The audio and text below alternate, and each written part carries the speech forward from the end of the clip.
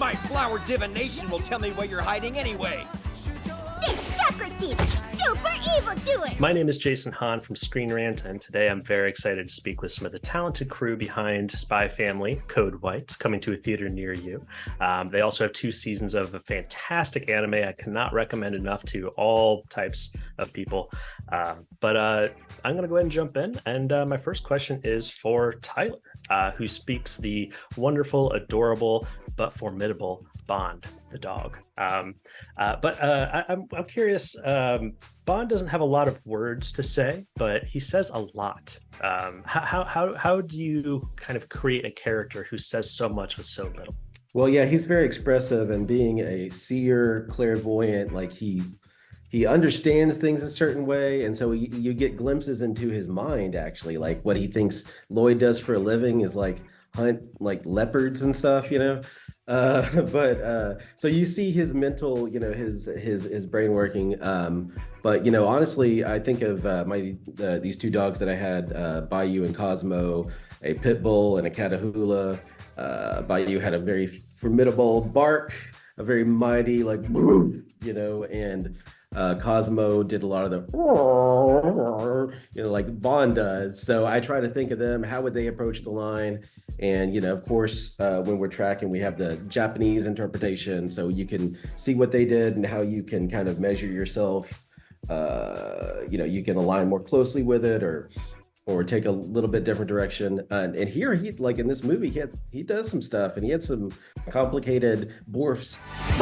If that microfilm ends up in the wrong hands, it could alter the fate of the world. I was wondering what it's like stepping into an established world like Spy Family, and how did you find the voice for your character? I was directed to play him with malicious intent, but low competence, basically. And I've really been preparing for that my entire life.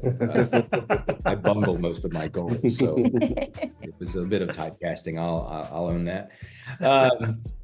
Yeah, it was pretty quick. A lot, you know, since I wasn't part of the show, I was coming in fresh. It was like doing any new show where the director calls you in, you know what you're going to be doing, and you just find that voice in a couple of minutes. You try something, if the director doesn't like it, go a little higher, go a little more like this. And I don't think we thumpered with it for more than 10 minutes or so and kind of went with it. But it's fun to play characters like that. I love a flawed villain. It's going to instantly destroy the fragile peace between the East and West. And next one's for you, Lindsay. You played Nightfall, and she seems to be obsessed with taking yours role as Lloyd's fake wife. And that would also mean she'd have to become Anya's new mom. Right. How do you anticipate a relationship between her and Anya would go? Oh gosh, that would be, I think, very entertaining to watch to see how that would play out. Yeah, so coming from the perspective of someone who is a mom in real life, I have a 2-year-old little boy, and man, I really cannot picture somebody like Nightfall being a mother. She, from what I've been able to see so far, has no motherly qualities about her. There's not a whole lot of warmth there. I don't really see a nurturing side that she's at least showed us so far. So that would be, I think, pretty crazy to watch, to see how that would unfold, to see how she would even try to attempt that and try to make it work.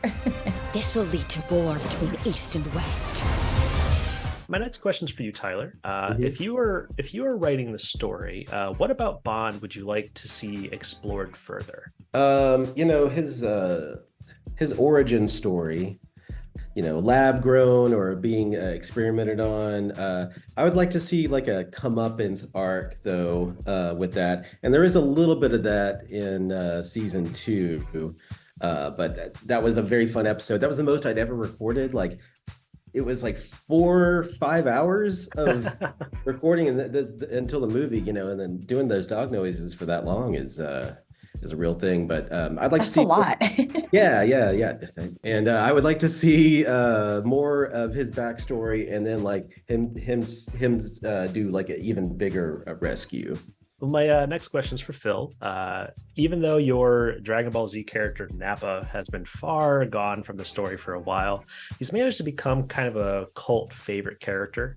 If he was resurrected in the series, what sort of story would you like to see him embark on?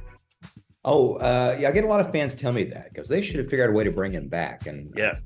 he did appear for a second in one of the, I guess now non-canon series, but was immediately killed again by Vegeta. But I think it'd be interesting if he tried a redemption arc. Yeah.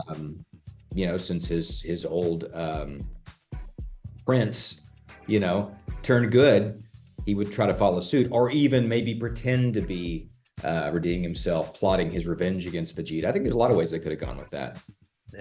Yeah, hopefully some fan series put that together, because I think there's a lot of potential there as well. Next one's for you, Lindsay. What would it take for Nightfall to give up on her quest for Lloyd's affections? I mean, with the level of passion she has, I can't really imagine anything getting in the way of that or anyone being able to convince her to not go after it. She's I think as obsessed as one could be. That seems to be her only motivation, really. So I can't even imagine what that would be that would convince her to stop. Please. How polite.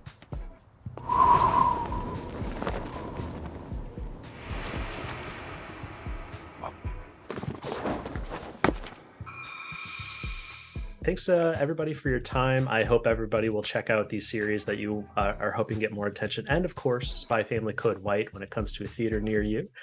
Thanks again for your time and your work. It's enjoyed by many. So thank you.